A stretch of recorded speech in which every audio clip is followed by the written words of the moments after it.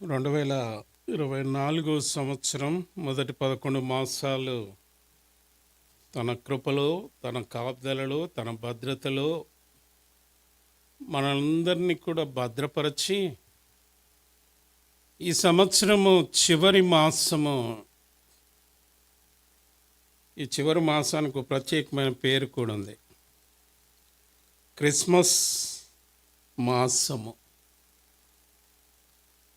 ఒకసారి మనల్ని వెనకకు తిరిగి చూసుకున్నట్లయితే ఎంతోమంది ఆయా కారణాల చేత, ఆయా ప్రమాదాల చేత, అనారోగ్యాల చేత ఈ క్షణాన్ని చూడలేక ఈ లోకాన్ని విడిచిపోయినారు. కానీ దేవుడు తన మహాకృపను మన మీద చూపించి ఆ పరిస్థితులు అన్నింటి నుండి కూడా భద్రపరిచి సజీవులుగా జీవింపజేస్తున్నాడు. మన జీవితంలో అనేకమైన సార్లు మనము చేయవలసింది చేయము, దేవుడు చేయవలసింది సంపూర్తిగా చేస్తూ వచ్చినాడు. దేవుడు మన పట్ల చేసిన సంపూర్తికి మనము కూడా సంపూర్ణులమై ఆయన స్వారూప్యంలోనికి మార్చబడాలనే ఇంకా మనల్ని ఈ లోకంలో జీవింపజేస్తున్నాడు. అనేకులు ఈ సత్యాన్ని ఎరగని కారణం చేతనే దేవుణ్ణి చూడరు, దేవుని దగ్గరికి రారు, దేవుని స్వరాన్ని వినరు. ఆ గ్రహింపు లేని స్థితిలో ఈ శరీరము, ఈ లోకము విలువైనది అని దాంతోనే తృప్తి పొందుతారు. కానీ దేవుడు తన మహాకృప చేత ఈ లోకము కంటే మనకు పరలోక రాజ్యము, ఆయన సన్నిధి గొప్పవని మన ఆత్మలను వెలిగింపజేసి మనల్ని ఆయన సన్నిధిలో నిలిపిన దాన్ని బట్టి మనము ప్రభువునకు కృతజ్ఞులమై జీవించవలసిన వారంగా ఉంటున్నాం. మనకందరికి తెలిసిన సత్యము, సామాన్యంగా ఎవరైనా ఈ లోకంలో జన్మించిన తర్వాత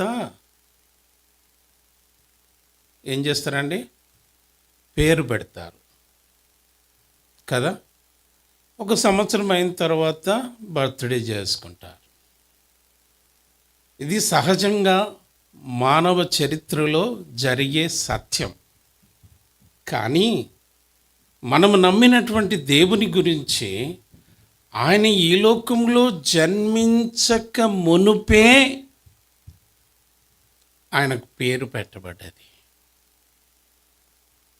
ఆయన రాబోతున్నాడు, ఆయన జీవించనయ్యున్నాడు, ఆయన ఎందుకు వస్తున్నాడు, ఆయన వలన మానవాళికి కలిగే లాభమేంటో ఆయన పుట్టక మునిపే తెలియజేసిండ్రు. అదే పాత నిబంధన గ్రంథాల్లో అనేక మంది ప్రవక్తలు ఆయన జన్మం గురించి జ్ఞాపకం చేస్తూ వచ్చినారు.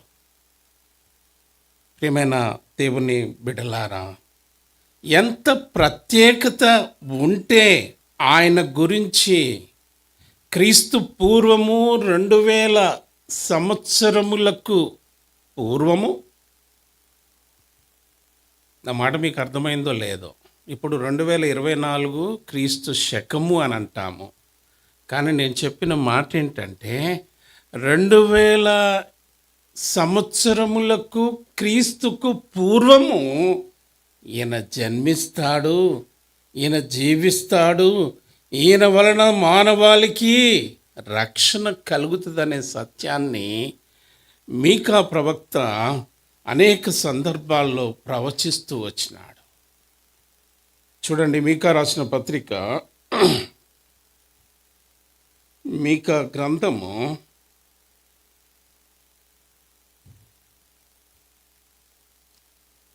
5వ అధ్యాయం 2వ వచనం.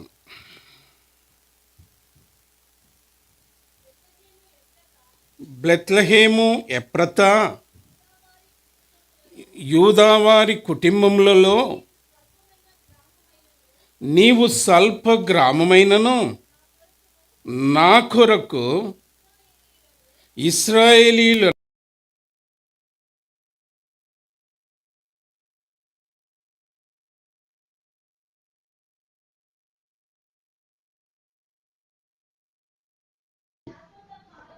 శాశ్వత కాలము ఆయన ప్రత్యక్షం మగ్గుచుండెను.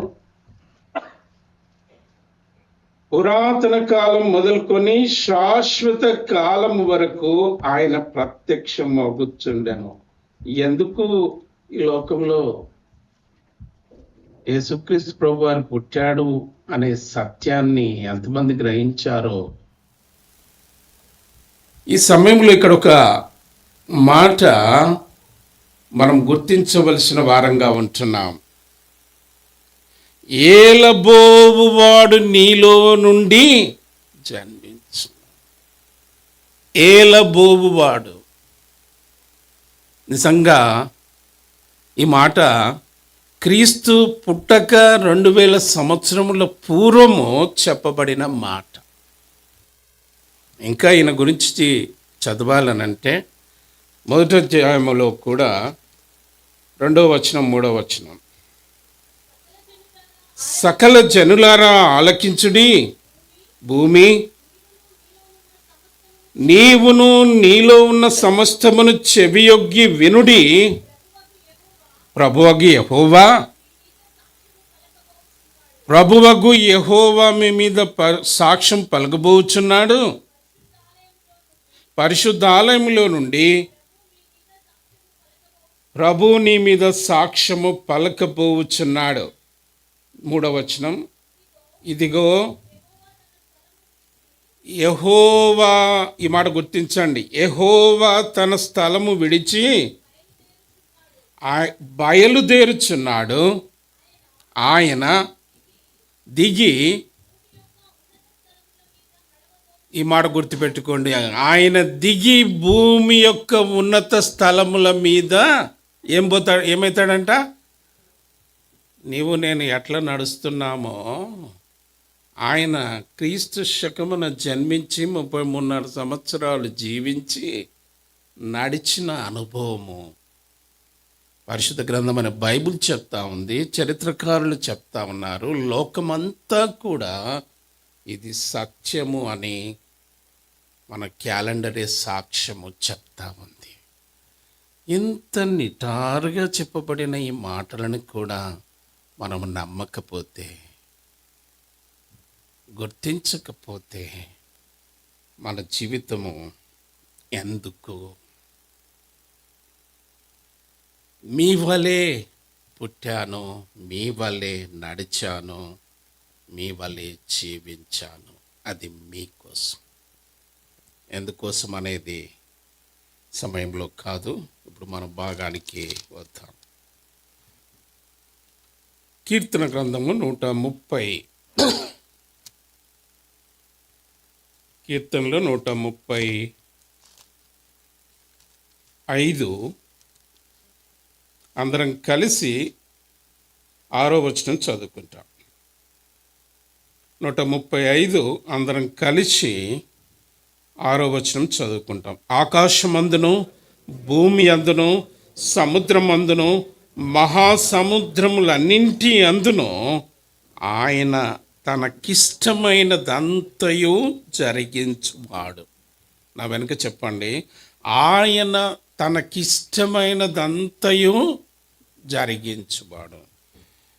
దానియేలు గ్రంథము 4వ అధ్యాయము, దానియేలు గ్రంథము 4వ అధ్యాయము 35వ వచనం అందరం కలిసి చదువుకుంటాం. దానియేలు గ్రంథము 4:35. భూనివాసులందరూ ఆయన దృష్టికి ఎన్నికకు రానివారు. ఆయన పరలోక సేనా ఎడలను భూనివాసుల ఎడలను తన చిత్తము చొప్పున జరిగించువాడు. ఆయన చెయ్యి పట్టుకొని నీవేమి చేయుచున్నావని ఆయనతో చెప్పుటకు ఎవడు సమర్థుడు కాడు. కళ్ళు మూసుకుందాం. ప్రభు, ఈ వాక్య లోకంలో మనం ఎక్కడ ఉంటే ఆనందం, సంతోషం, ఏ స్థలములో ఏ విధంగా జీవిస్తే ఆనందంగా జీవించగలుగుతాం, లేక సుఖముగా జీవించగలుగుతాం. ఒక ధనవంతునికి సర్వ సమృద్ధి ఉన్నదంట, కానీ ఆ సర్వ సమృద్ధి వానికి సంతోషం ఇస్తలేదు. ఆ సర్వ సమృద్ధి ఆనందాన్ని ఇస్తలేదు. కారణం, నిజమైన సంతోషము, నిజమైన ఆనందము ఎక్కడ రావాలనో, ఎవరి ద్వారా రావాలనో వారి ద్వారా పొందితే మనం అనుభవిస్తాం. దేవుని యొక్క ఆశ ఏంటంటే, ఆయన బిడ్డలం మనమైనప్పుడు ఆయనతో ఆనందించుట, ఆయనతో సంతోషించుట. ఉదాహరణకు మనకు పిల్లలు ఉన్నారు కదా, మన పిల్లలు మన ఇంటిలో ఉండకుండా వేరే ఇంటిలో లేక జైల్లోనో పోలీస్ స్టేషన్లలో ఉన్నారనుకోండి,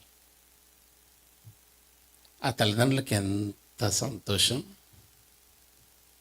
ఏముంటుంది అప్పుడు? గుర్తించండి. కాబట్టి మనకు సంతోషం కావాలంటే మనం మన దేవుని దగ్గర, దేవుని సన్నిధిలో, దేవునితో ఎలాంటి అనుభవం ఉంది మనకు? ఆయనతో ఉంటే పొందుతాం ఆనందం, ఆయనతో లేకుంటే పొందలేం. కాబట్టి ఏ విధంగా మనం జీవిస్తున్నాం? ఆయన బయట కాదు, ఆయన మనలోన ఉండాలి. అప్పుడు మనము అనుభవించగలుగుతాం ఆయన ఆనందాన్ని. అనుభవించినప్పుడు ఆయన కోసము మనము జీవించగలుగుతాం. మనం చదివినటువంటి భాగములో 2 మాటలు కనబడుతూ ఉన్నాయి. ఇష్టమైనది. మన ముందు ఏదైనా ఉంటే దాన్ని తినాలనుకుంటే మనకి ఇష్టం ఉంటే తింటామా, ఇష్టం లేకుంటేనా? ఇష్టం లేనిది ఏదైనా తినగలుగుతారా? ఇష్టము, కోరిక, ఆశ. ఇక్కడ దావీదు ఈ అనుభవాలన్నింటినీ ఎరిగిన వాడై చెప్తున్న మాట ఏంటంటే, దేవునికి ఇష్టమైంది ఏదో అది నేను చేయాలి. ఎందుకు చేయాలనంటే, నాకు ఇష్టమైంది దాని విలువ ఎంతంట? 0. దేవునికి ఇష్టమైంది ఆ విలువ ఎన్నో రెట్లు ఎక్కువ. అందుకని దేవుని ఇష్టం గురించి ఈ చదివిన భాగములో ఆయన ఎంత స్పష్టంగా మాట్లాడుతూ వచ్చినాడంటే, ఆకాశమందు, భూమి అందు, సముద్రములందు, మహాసముద్రములన్నింటి అందు, అంటే దేవుడు చేసిన ఈ సృష్టి అంతటిలో కూడా ఆయనకిష్టమైన దాన్ని నేను జరిగిస్తా. ఇది దేవుడు చెప్తున్న మాట. ఆయనకి ఇష్టమైంది గొప్పది, విలువైనది. ఇప్పుడు ఇష్టమైనప్పుడు మనము ఎంత క్రయమైనా చెల్లిస్తాం, చెల్లించి దాన్ని ఏం చేస్తాం? కొనుక్కుంటాం. మనం ఒక పని చేయాలనంటే అది ఇష్టం లేకుండా పని చేయలేం. ఇష్టముతో చేసినప్పుడే దాన్ని అనుభవించగలుగుతాం, కష్టముతో కాదు. కాబట్టి ఇష్టం అన్నప్పుడు ఆ పనిని బట్టి దాంట్లో కొంత లాభము కూడా చూస్తాం. ఇక్కడ మనం గమనిస్తే దేవుడు తనకిష్టమైనది జరిగించుచున్నాడు అని అంటే అది భూమి మీద ఆకాశం కింద కదా, ఇంకా ఎక్కడ, ఇంకెక్కడ అంటున్నాడు, సముద్రం పైన సముద్రంలోన ఈ శూన్యం అంతట్లో కూడా అది జరిగించడం ద్వారా దాని ద్వారా లాభాన్ని ఆర్జించుచున్నాడు. మనం పని చేస్తున్నాం, మనకు లాభం లేకపోతే చేస్తామా? ఇప్పుడు దేవుని ఇష్టము ఒకటి, మన ఇష్టం ఒకటి అనుకోండి, అప్పుడు పరిస్థితి ఏంటి? దేవుడు ఇష్టపడ్డది, దేవుడు కోరుకున్నది గొప్పదా, మనం ఇష్టపడ్డది మనం కోరుకున్నది గొప్పదా? బాగా అర్థం చేసుకోండి. అందుకనే చెప్తా ఉన్నా, దేవుడు అనంత జ్ఞానం కలిగినటువంటి వాడు. మనమేమో ఈ దినము, ఈ వారము, ఈ మాసం, ఈ సంవత్సరాలు, ఈ కొద్ది చూపుతూ కనబడేదాన్ని చూసి మనం ఇష్టపడతాం. కానీ దేవుడు అనంత జ్ఞానం కలిగిన వాడు. నువ్వు భారతదేశంలో ఉన్నా నిన్ను తీసుకొచ్చి కెనడా దేశంలో ఉంచాలనే ఉద్దేశం కలిగినటువంటి దేవుడు. అది నీ మనసుకు ఆలోచన రాకముందే ఆయన ఎరిగినటువంటి దేవుడు. అది ఆయన ఇష్టం. భారతదేశంలో వ్యతిరేకంగా ఇష్టానుసారంగా జీవించినావు, మాట వినలేదు, లోబడలేదు. అయితే ఈ దేశానికి తీసుకుని వచ్చి ఇక్కడ నిలబెట్టి అడుగుతున్నాడు, ఇకనైనా నా వైపు చూడ, ఇకనైనా నా దగ్గరికి రావా? నేను నీ దగ్గరికి వచ్చానే, నీవు నా దగ్గరికి రావా? నా మాట వినవా? అందుకనే భూమికి ఆజ్ఞాపిస్తున్నాడట, ఆకాశానికి ఆజ్ఞాపిస్తున్నాడట, సూర్యచంద్ర నక్షత్రాలకు ఆజ్ఞాపిస్తున్నట, సమస్త సృష్టికి ఆజ్ఞాపించి మనం చదివిన దానియేలు గ్రంథం 4వ అధ్యాయానికి వచ్చే వరకు అక్కడ ఒక చక్కని మాట కనబడుతుంది. భూనివాసుల ఎడలను పరలోక సేనా ఎడలను, భూనివాసులు భూమి మీద మానవులుగా జీవిస్తున్న ప్రతి మానవుని విషయంలో దేవుడు తన చిత్తాన్ని నెరవేర్చుకోవాలని చూస్తాడు. మనమేంటంటే మన జ్ఞానముతో ఆయన చిత్తం పక్కన పెట్టేసి మన చిత్తం చేసుకుందాం, మన ఆలోచన చేసుకుందాం, మనకు కలిగిన సంతోషంతో జీవిద్దాం అని మనము అనుకుంటున్నాం. తద్వారానే మనకు కలిగే నష్టాలు, మనకు కలిగే బాధలు, మనకు కలిగే దుఃఖము. దేవుడు యావత్ సృష్టిని చేసిన తర్వాత, మానవాళిని కూడా సృష్టించిన తర్వాత, ఆదికాండం 1వ అధ్యాయం నుంచే కొంత జనరేషన్ వచ్చిన కొన్ని సంవత్సరాలకు, దాదాపు 2000 సంవత్సరాలకు తర్వాత కూడా దేవుడు మొట్టమొదట నోహవు ప్రవక్తను ఏర్పాటు చేసుకున్నాడు. ఈ నోహవు ప్రవక్తను ఏర్పాటు చేసుకున్న తర్వాత ఆయన గురించి దేవుడు కొన్ని చక్కటి మాటలు చెప్పి ఆయనతో ఒక నిబంధన చేసినాడు. దేవుడు ఆయనను విడిపించాడా లేక వదిలేశాడా? ఆయన ఏ విధంగా జీవించాడు? ఆదికాండము ఆయనలో ఉన్న ప్రత్యేకత ఏందో ఒకసారి చూడండి. ఆదికాండం 5వ అధ్యాయము. నేను ఎందుకు ఈ తలంపుని తీసుకొని వస్తున్నానంటే, దేవుడు ఎప్పుడు కూడా వ్యర్థం చేయాలి, నష్టపరచాలి అనేది ఆయన ఉద్దేశము కానే కాదు. 6వ వచనం.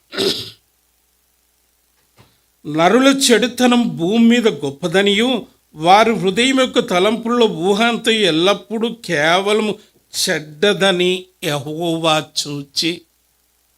ఎవరు చూసిరంట? ఇప్పుడు ఆయన చూసినప్పుడు,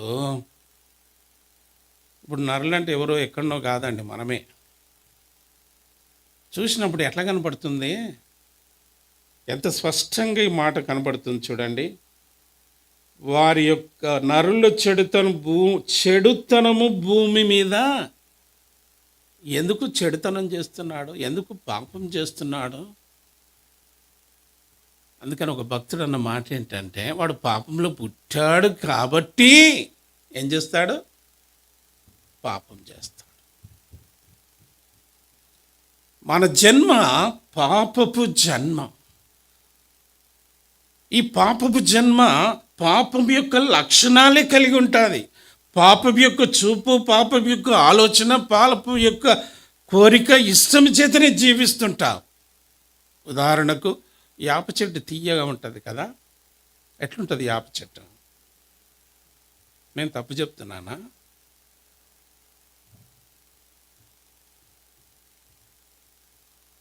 మరి చక్కెర ఎందుకు చేదు ఉంటుంది? కాదన్నా, అది చేదున్నది, అది తీయగానే ఉంటుంది కదా. కాబట్టి వాటి నైజము, వాటి కోరిక లేక వాటికి ఉన్న స్వభావం అది.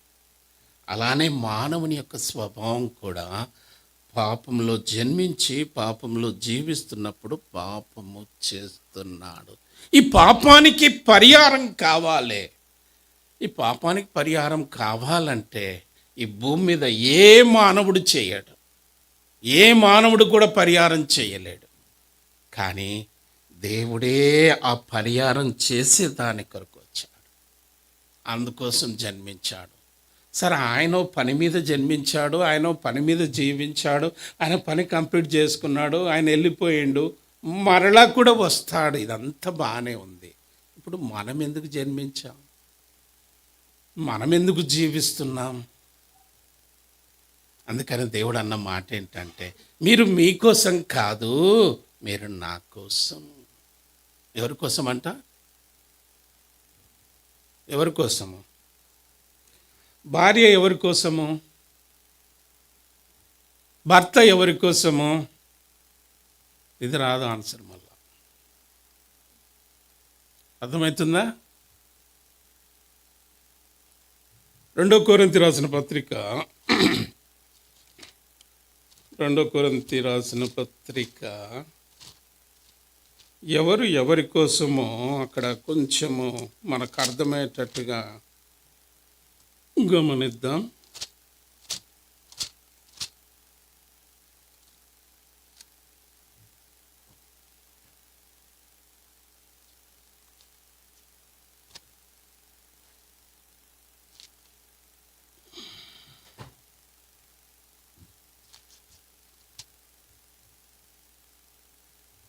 ఏడవ అధ్యాయం, 1 కొరింథీ 7వ అధ్యాయం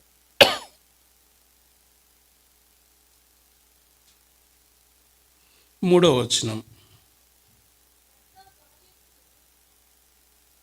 4వ వచనం చదువునాను. భర్తకే గాని భార్యకు తన దేహం పైన అధికారం లేదు, అలాగున భార్యకే గాని తన దేహం పైన అధికారము.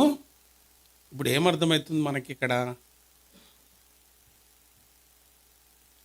బాగా అర్థం చేసుకోండి, బాగా అర్థం చేసుకుంటే మనకు మన దేహం పైన అధికారము లేనే లేదు. కానీ మనమేమనుకుంటున్నాం? నా శరీరము, నా దేహము, నా మనస్సు, నా కోరిక, నా ఇష్టము, నా ఆశ అంత నాది నాది నాది, నేను అన్నట్టుగా జరగాలి అని.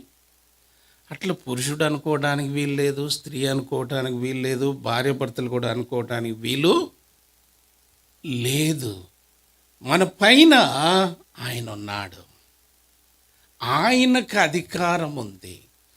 ఆయనకు అధికారం ఉన్న కారణం చేత ఆయన మన జీవితాన్ని మన ఇష్టానుసారంగా కాదు, ఆయన ఇష్టానుసారంగా నడిపిస్తాడు.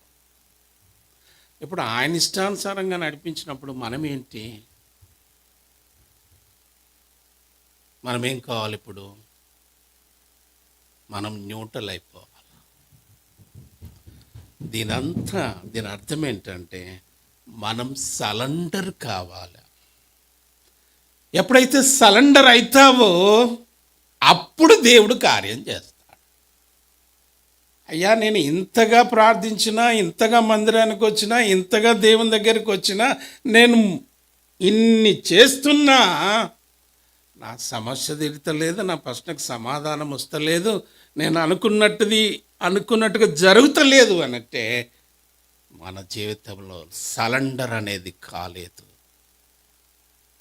ఎప్పుడైతే సరెండర్ దేవునికి మనం అవుతామో అప్పుడు ఆయన ద్వారాలు తెరుస్తాడు. అది భవిష్యత్ అయినా, అది వివాహమైనా, ఉద్యోగమైనా, రక్షణ అయినా, ఏదైనా ఆయన తీర్చటానికి సిద్ధంగా ఉంటాడు. ఒకసారి ఆలోచించండి, ప్రభువుని నమ్ముకున్నాం కానీ ప్రభువునకు అప్పగించుకోలేదు, సరెండర్ కాలేదు అలాంటప్పుడు ఆయన ఎట్లా నీకు పని అప్పచెప్తాడు? ఎట్లా నన్ను చూస్తాడు? ఈ సరెండర్ అయిన తర్వాత ఆయన చేత నడిపింపబడే అనుభవంలోనికి మనం ఎట్లా రాగలుగుతున్నాం? కారణం ఏంటంటే సరెండర్ కాని పరిస్థితుల్లో మనం జీవిస్తున్నాం మొక్కుబడిగా. కాబట్టి దేవుడు మధ్యాహ్నం సమయము మన గమనానికి జ్ఞాపకం చేస్తున్నటువంటి మాట, సరెండర్ కావాలి. ఆయనకు మనల్ని మనము అప్పగించుకున్నప్పుడు ఆయన చేత నడిపింపబడతాం. ఉదాహరణకు చూడండి, ఆకాశమందు, భూమి అందు, సముద్రమందు, మహాసముద్రములందు అన్నీ ఆయన నెరవేర్చుకుంటున్నాడు. మనకు ఇక్కడ వచ్చేసరికి దానియేలు గ్రంథములో మరి పరలోక నివాసుల ఎడల, భూలోక నివాసుల ఎడల కూడా ఆయన నెరవేర్చుకుంటున్నాడు. నీ విషయం నా విషయం ఏంటి? ఎందుకు ఫుల్ స్టాప్ ఉంది? ఈ సత్యాన్ని మనం గుర్తించాలి. ఎందుకు దేవుడు మన ప్రార్థన వినలేకపోతున్నాడు? అడ్డుగా ఏముంది అంటే మనం అప్పగించుకోలేదు. అందుకనే ఇదే 1 కొరింథీ 6వ అధ్యాయము 19-20 వచనంలో ఒక చక్కని మాట, మీ దేహము దేవుని వలన మీకు అనుగ్రహింపబడి మీలో ఉన్న పరిశుద్ధాత్మకు ఆలయమై ఉన్నదని మీరు ఎరగరా? మీరు మీ సొత్తు కాదు. ఇప్పుడు భార్యనేమో భర్త సొత్తు, భర్త భార్య సొత్తు, వీరిద్దరు కలిసి దేవుని సొత్తు. ఈ దేవుని సొత్తు అనబడినటువంటి వీరు ఏమంటున్నాడంటే, నేను ఉట్టిగా తీసుకోలేదు నాన్న, విలువ పెట్టి కొనబడిన వారు గనుక మీ దేహముతో దేవుణ్ణి మాయంపరచుడి. దేవుని మాయంపరచు నాన్న నీ మనకు చెప్పబడితే మనమేమో ఇంపార్టెంట్ జాబ్ ఉంది, ఇంపార్టెంట్ పని ఉంది, నాకు అది ముఖ్యం, అది లేకపోతే నేను బతకను. మన జీవితం నీకు ఊపిరిచ్చి నిన్ను బ్రతికింప చేస్తుంది, దానికి సమాధానమేది?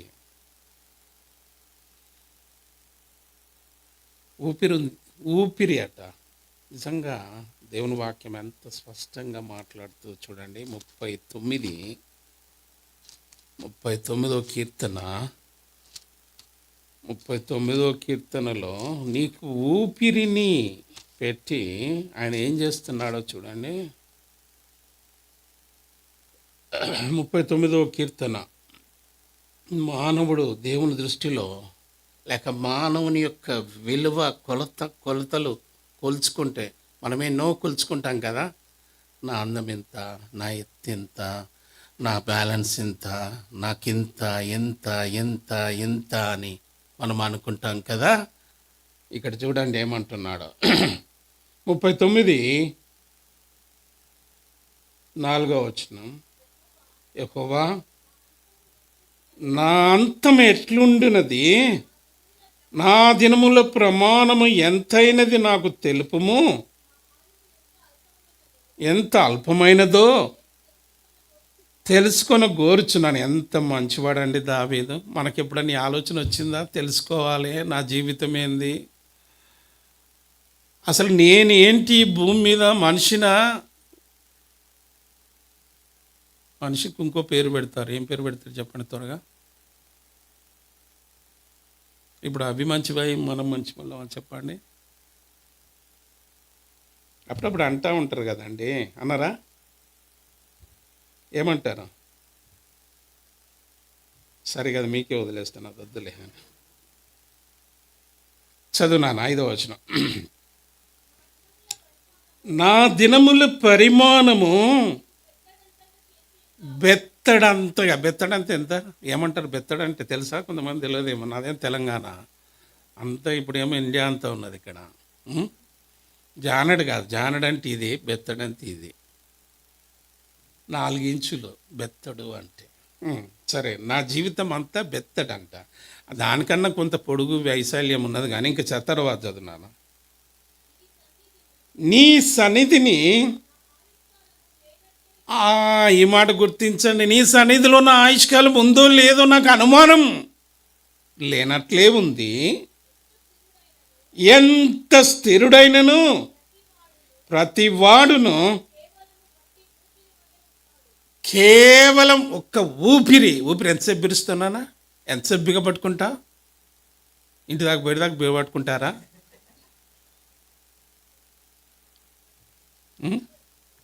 అంత మాత్రం కూడా పట్టుకోకపోతే దేవుడు ఇన్ని వారాలు, నెలలు, సంవత్సరాలు ఎట్లా బతికింపజేయాలా? నా ఊపిరిని ఒక్క నిమిషం కొంచెం ఇట్లా డాట్ కొడితే చాలు. ఇంత అల్పమైన జీవితాన్ని పట్టుకొని ఏయేయో కలలు కంటా ఉంటాం మనం. దేవుడు అంటా ఉన్నాడు, నీవు నా దృష్టిలో ఇంత అయితే నేను నిన్న అట్లా వదిలిపెట్టలే. నీకోసం నా కుమారుని పంపించాను, నా కుమారుని మీద నీ శిక్ష యావత్తును మోపాను. అది దేవుడు చేసింది. అది మనకు అర్థం కాకపోతే ఇంకేం చేస్తాం? మన కోసం ఆయన కుమారుని పంపించాడు, ఆ కుమారుని మీద మన శిక్ష యావత్తు మోపిండు. ఈ లోకంలో ఏ తండ్రి ఉన్నాడు, ఏ బంధువు ఉన్నాడు, ఏ ప్రేమగల అధికారి ఉన్నాడు చెప్పండి ఈ విధంగా మన శిక్ష భరించిన వాడు? తర్వాత చదువునానా. మనుషులు నీడ వంటి వారై తిరుగులాడుదురు, తొందరపడుట గాలికే కదా. చాలు నాన్న. అక్కడ 11వ అధ్యాయము ఆఖరి మాటలో ఉన్నది చూడండి, 11వ వచనం 39. చిమ్మట కొట్టిన వస్త్రం వలె నీవు వారి అందము చెడగొట్టెదవు. నరులందరూ వట్టి ఊపిరి వంటి వారు. భూమి మీద జీవించే మానవ జీవితం అంతా కూడా ఎంత అల్పమైనది. నీకు దీనికంటే ఇంకా మనం దీనులం కావాలంటే మన గొప్ప స్నేహితుడు ఎవరు? ప్రభువునికి స్నేహితుడు ఎవరు? దేవునికి స్నేహితుడు చెప్పండి. కొంచెం చెప్తే నాకు ప్రోత్సాహకరంగా ఉంటుంది. సరే, అబ్రహాము దేవుని దగ్గర ఎంతగా తగ్గించుకున్నాడో చూడండి. ఆయన ఏం చెప్తున్నాడో 18వ అధ్యాయం 27వ వచనం. అందుకు అబ్రహాము, ఇదిగో ధూళియు బూడిదయునైన నేను ప్రభుతో మాటలాడ తెగించుచున్నాను. ఇప్పుడు ఈ మాట అబ్రహాము దేవునితో సంబోధిస్తున్న సందర్భంలో చెప్తున్నాడంటే తను ఎంతగా దేవుని స్థాయి ఏంటో, తన స్థాయి ఏంటో గ్రహించిన వాడైతే మాత్రమే మాట్లాడతాడు. ఇప్పుడు మనం ఎప్పుడన్నా ఆలోచిస్తున్నామా, నేనేంటి, నా బ్రతికేంటి, నా జీవితం ఏంటి, నా వల్ల నా భర్త సుఖం లేదు, నా భార్య సుఖం లేదు, నా వల్ల నా దేవుడు కూడా సుఖంగా లేడు. ఏంటి? ఎవరికి సంతోషం నా వల్ల? నా జన్మ ఏంటి? నా బ్రతుకేంటి? నేను ఎందుకు బ్రతుకుతున్నా?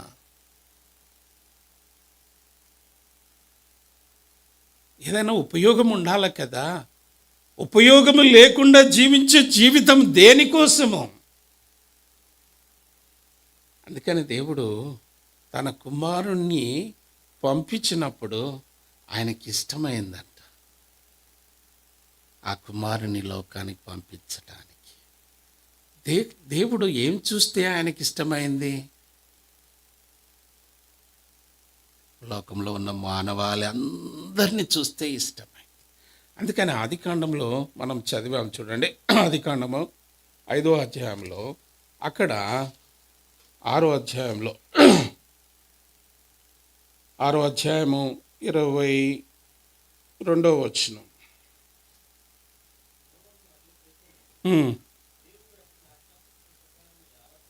7వ అధ్యాయం 1వ వచనం. యెహోవా, ఈ తరము వారిలో నీవే నా ఎదుట నీతిమంతుడవై ఉండుట చూచితిని గనక నీవును నీ ఇంటి వారును ఓడలో ప్రవేశించుడి. నేను అందుకని ముందే చెప్పాను, ఈ అబ్రహాం జీవితము తర్వాత నోహా జీవితము క్రీస్తుకు పూర్వము 2000 సంవత్సరములు అప్పుడు, అంటే ముందు, ఇంకా అంతకు ముందు ఈ యొక్క ఆదికాండం మోషే వ్రాస్తూ వచ్చినాడు. అప్పుడు ఈ ప్రపంచమంతా, మనం 6వ అధ్యాయం 5వ వచనంలో నరుల చెడుతనం భూమి మీద విస్తరించి పాపంతో నింపబడ్డప్పుడు అప్పుడు కనబడ్డాడు ఒక వ్యక్తి. ఎవరు? నోహావు. ఈ తరము వారిలో నీవే నీతిమంతుడుగా కనబడుతున్నావు, అందుకని ఆ ఓడలో ప్రవేశించు. ఆ ఓడేంటి? రక్షణ ఓడ. ప్రళయం వచ్చేసింది, ప్రపంచమంతటా ఏ దేశము లేదు, నీటితో నింపబడి నాశనమైపోయింది. దాంట్లో ఉన్న ఆ 8 మంది మాత్రమే రక్షింపబడ్డారు, లేక బ్రతికి బట్టగట్టినారు. వారి సంతానమే మరలా ఈ ప్రపంచాలు. ఇప్పుడు ఈ ప్రపంచాలంతా విస్తరించినాయి. ఇప్పుడు మరలా 2000 సంవత్సరాల తర్వాత దేవుడే ఆయన కుమారుడిగా మన ప్రవచనాలన్నీ నెరవేర్చుకుంటూ, ఇదిగో ప్రజలందరికీ కలగబోవు మహా సంతోషకరమైన శుభవర్తమానము నేను మీకు తెలియచేయుచున్నా. నేడు మీకు రక్షకుడు పుట్టి ఉన్నాడు, ఆయనే ప్రభువైన యేసుక్రీస్తు. చూడండి, ఆ యేసుక్రీస్తు ప్రభువారు జన్మించడం వలన మానవాళికి మనకు కలిగింది ఏంటి అనేది గుర్తించాలా. రెండవది, ఒక మాట అంటాడు, ఎంత బాధ అవుతుందంట ఆ మాట. అతనిని నలగగొట్టుటకు యెహోవాకు ఏ తండ్రైనా మాట్లాడగలుగుతాడా? ఏ తల్లైనా భరించగలుగుతుందా? పరలోకమందున్న తండ్రి తన కుమారుణ్ణి నలగొట్టడానికి నేను అప్పగిస్తున్నాను అన్నప్పుడు ఆయన ఆ కుమారుని మీద చూపించిన ప్రేమ ఒక ఎత్తు అయితే, లోకంలో జన్మించిన మానవాళి మీద చూపించిన ప్రేమ ఒక ఎత్తు. నిజంగా అంత ప్రేమ చూపించి నా కుమారుని నలగొట్ట. మాట చదవండి, 53:10 వచనం అనుకుంటా, యెషయా గ్రంథము.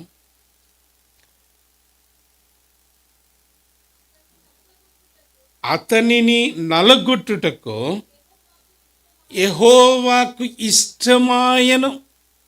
మనం ఏం చూస్తున్నాం? దేవుడు భూమి యందు, ఆకాశమందు, సముద్రమందు, మహాసముద్రములందు కూడా ఆయనకి ఇష్టమైనది జరిగించుకుంటాడు. మన యందు కూడా ఆయనకిష్టమైనది. దేవునికి ఇష్టమైనది ఏంటి? తన కుమారుణ్ణి నలగొట్టుకోవడం ఇష్టమైంది. నీవు నేను ఆయన కుమారులమైతే ఇప్పుడు ఆయన మనల్ని ఏం చేయాలి? మరి ఇష్టపడతావా? ఇష్టపడతామా? భరిస్తామా? తద్వారా జరిగే గొప్ప కార్యం ఏందో గుర్తించాలి. ఆ ఒక్కగానొక్క కుమారుడు పోయిన లోకంలో ఉన్న అనేకులను నేను కుమారులుగా కుమార్తెలుగా స్వీకరిస్తాను. ఒక్కరిని పోగొట్టుకుంట ద్వారా కొన్ని బిలియన్ల కుమారులను సంపాదించుకున్నాడు. అది ఆయనకి ఇష్టమైంది. ఈనాడు మన జీవితంలో దేవుడు అడుగుతున్నాడు, నీకు ఇష్టమైంది ఏంటి? నాకు ఇష్టమైంది ఏంటి? దేవునికి ఇష్టమైంది ఏంటి? ఏమి చేస్తే మనకు సంతోషం, మన దేవునికి సంతోషం. అందుకని మన జీవితంలో ఆయనకిష్టమైనది జరగాలి అని మనము సరెండర్ కావాలి.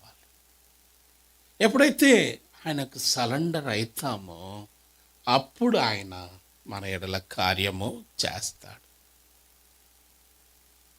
ఏదో పరలోకము ఈజీగా ఉచితంగా వచ్చింది కాదు. అందరూ అనుకుంటారు నమ్మితే పరలోకం పోతాం. నమ్మితే మొదటి తరగతి మాత్రమే. ఆ తర్వాత ప్రైమరీ, హై స్కూలు, ఆ తర్వాత డిగ్రీలు, పట్టాలు, ఆ తర్వాత సింహాసనం. అంతవరకు సాగాలే క్రైస్తవ జీవితం. ఈజీ కాదు. ఒకటి మాత్రము రక్షణ, కానీ పోరాటం అనేది నీ మీద నా మీద పెట్టాడు. ఇప్పుడు ఒక మాట, ఆయన కుమారుణ్ణే నల్లగొట్టుకొని ఆయన రూపంలో మార్చుకుంటే నిన్ను నన్ను నల్లగొట్టుకొని ఆయన రూపంలో మార్చుకోలేడా?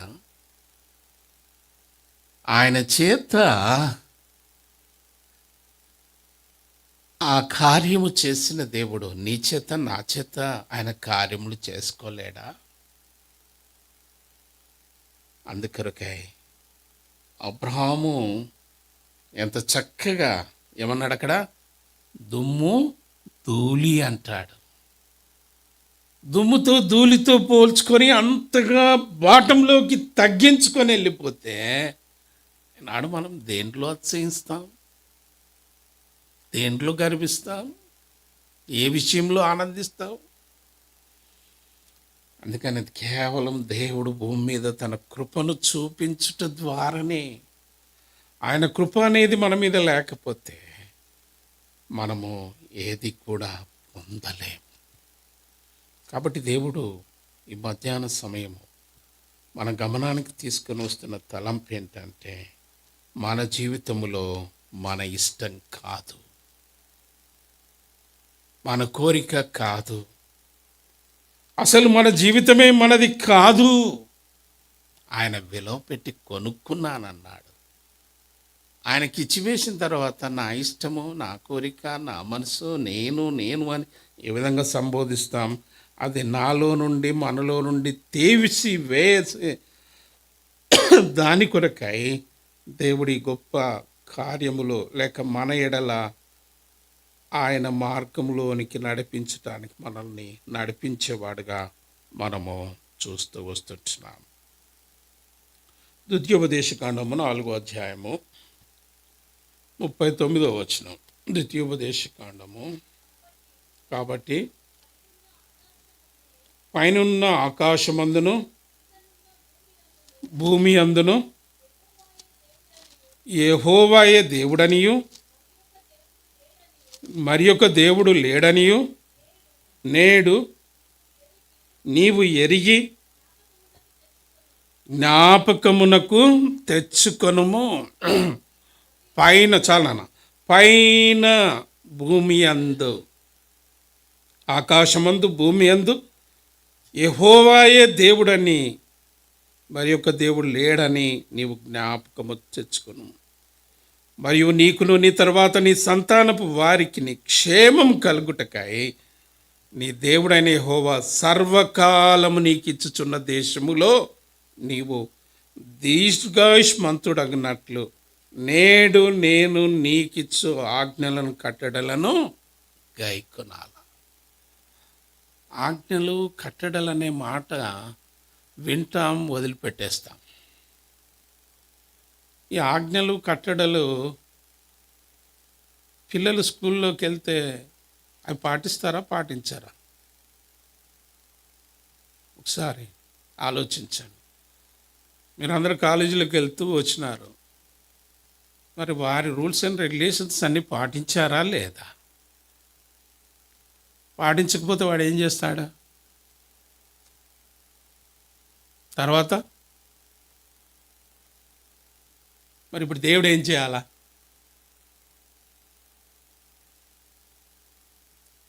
అందుకని మనుషుల భయం కాదు ఉండవలసింది, దేవుని భయం అనేది ఉండాల. దేవుని భయం అనేది మనకుంటే మనము భద్రంగా ఉంటాం, నమ్మకంగా ఉంటాం, భయముతో బ్రతుకుతాం. దేవుని కొరకు చేయవలసింది దేవుని కొరకు చేస్తాం, లోకంలో మన కోసం చేసుకోవాల్సింది మన కోసం చేసుకుంటాం. కాబట్టి ఆయన ఆజ్ఞలను విడిచిపెట్టకూడదు. అతిశయించేవాడు అతిశయిస్తాడు కదా, వాళ్ళ గురించి మనకు అవసరం లేదు. మనం మాత్రము దేవుని ఎదుట దీనులమై ఆయన ఆజ్ఞలను అనుసరించే వారంగా ఉండాలి. మొదటి దినవృత్తాంతములు 29:12. మొదటి దినవృత్తాంతములు 29:12 చదువునానా?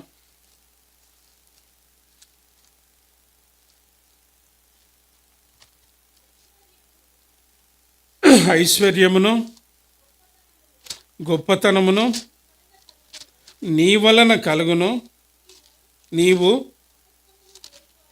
నీవు సమస్తమును ఏలువాడవు,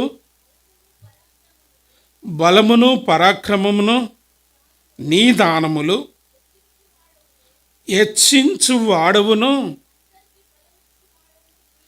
అందరికీ బలమిచ్చు వాడవు. ఇప్పుడు ఏ దేశం పోతే వస్తుంది ఇది? హెచ్చింపు కానీ బలమిచ్చేది కానీ ఏ దేశానికన్నా పోతే వస్తుందా? ఎవరికన్నా డబ్బులు ఇచ్చి కొనుక్కుంటే వస్తుందా? దేవుని దగ్గరికి వస్తే, దేవుని వైపు చూస్తే, దేవునిపై ఆధారపడితే అది దొరుకుతుంది, అది వస్తుంది.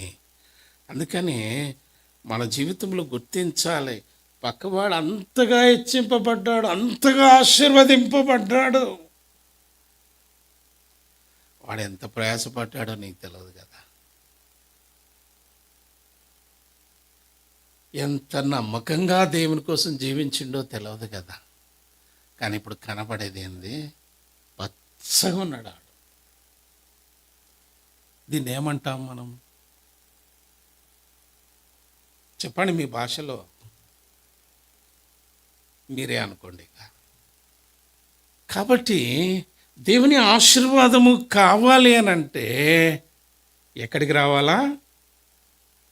ఎక్కడికి రావాలంటున్నాను? ఆయన దగ్గర ఉన్నది కదా, ఆయన దగ్గరికి పోతే నాకు వస్తుంది, ఆయన అడిగితే నాకు ఇస్తాడు. ఆదివారం క్రైస్తవులు మనమంతా, ఇంకో మాట చెప్పాలంటే మీకు కోపాలు వస్తాయేమో, ప్రార్థన కూడికి రమ్మంటే ఎంతమంది వస్తారు? బైబిల్ స్టడీకి రమ్మంటే ఎంతమంది వస్తారు?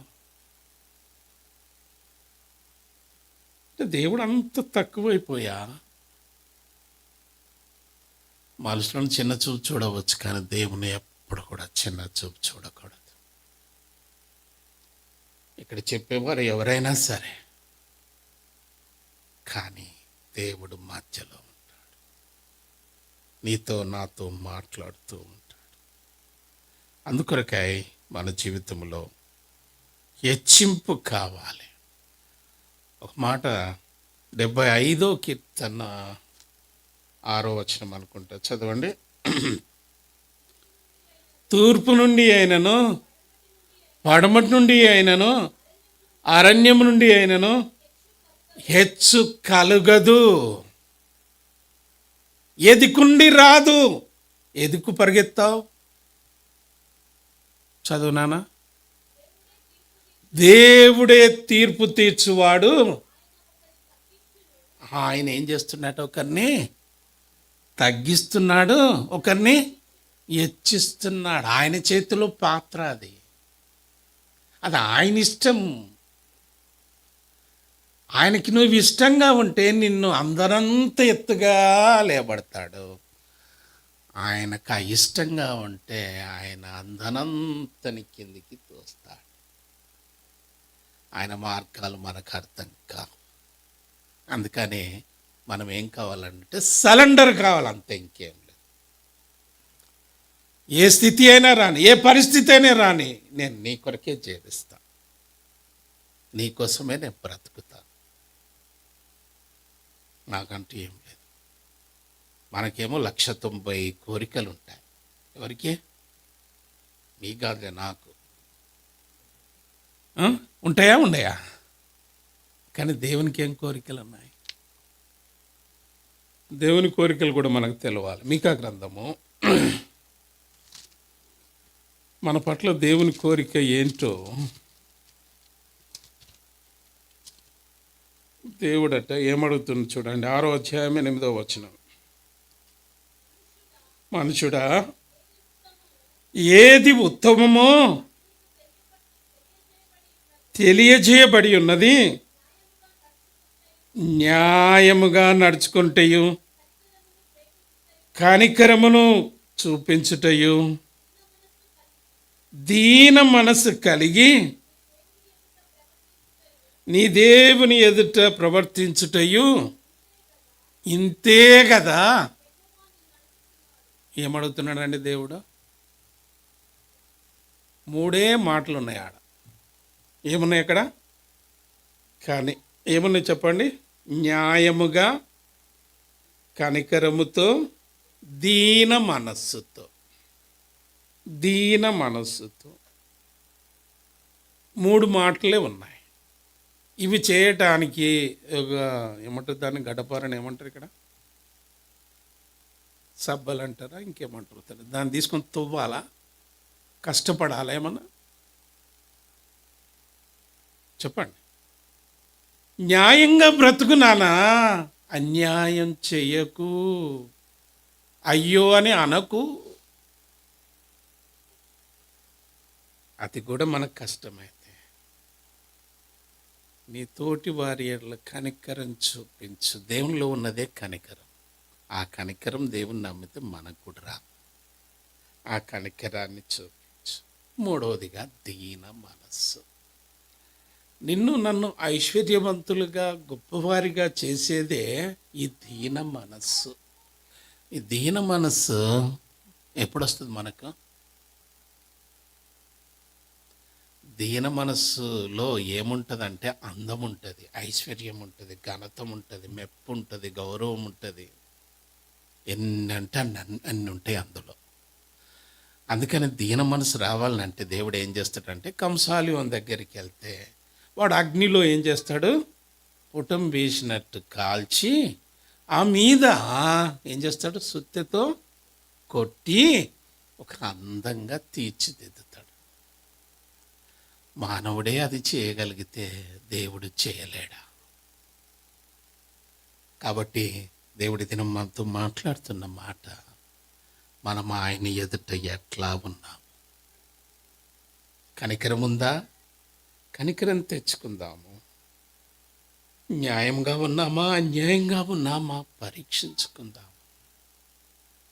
దీన మనస్సుతో మనము ఆయన వైపు చూద్దాం. చివరిగా మనము ఆయనకు అప్పగించుకోవాలి. నేను నిస్సహాయుడను, అయ్యో అయ్యో అయ్యో, ఇట్టి పాపము నుండి, ఇట్టి మరణము నుండి ఎవడు నన్ను విడిపిస్తాడు? ఎవడు రక్షిస్తాడు? ఎప్పుడేమో సుఖంగా ఉన్నా, ఆరోగ్యంగా ఉన్నా, బలం ఉన్నది, ధైర్యం ఉంది, జ్ఞానం ఉంది, నాకు శక్తి ఉంది అనుకుంటున్నావు. నీ ఊపిరి నేను ఇప్పుడే బిగపడతా అంటాడు ఆయన. అప్పుడు ఏమవుతుంది మన బతుకు? మనకున్నది వండి పెట్టుకున్నది కూడా తినలేమంట. అంత భయంకరం. ఎంతోమంది అనారోగ్యం చేత తినలేక కూడా బాధపడుతున్నారు. దేవుడు తన మహాకృపను మన మీద చూపించి, అందుకని మన జీవితంలో మన ఇష్టం కాదు, మన కోరిక కాదు, అంతా నీ ఇష్టమే, నీ చిత్తమే. కొత్తగా పెళ్ళైంది, అమ్మాయికి తెలియని కారణం చేత భర్తకు అవిధేయత చూపుతుంది. వారి సంసారం ఏంది, వారి జీవితం ఏంది అనేది అర్థం కాని పరిస్థితి. దినములు గడుస్తున్నాయి, ప్రతిదినం ఇంట్లో నెమ్మది లేదు. ఈ అమ్మగారు ఏంటంటే అన్ని బాగానే ఉన్నాయి కానీ అక్కడి మాత్రం వద్దు. ఈ అయ్యగారికి ఆలోచనలు ఎన్నెన్నో ఎక్కడెక్కడో తిరుగుతూ ఉన్నాయి. ఇంకా అరే చేసుకుంది కదా పెళ్ళి, ఇప్పుడు ఇట్లాంటిది ఏంది? ఏం చెప్తామండి మనం?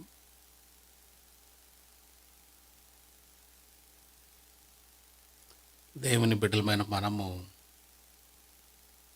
దేవుని ఎరిగి ఆత్మ ప్రాణ దేహరీతిగా ఆయనకు అప్పగించుకున్నప్పుడే ఆయన మన ఎడల తన కార్యములను జరిగిస్తాడు.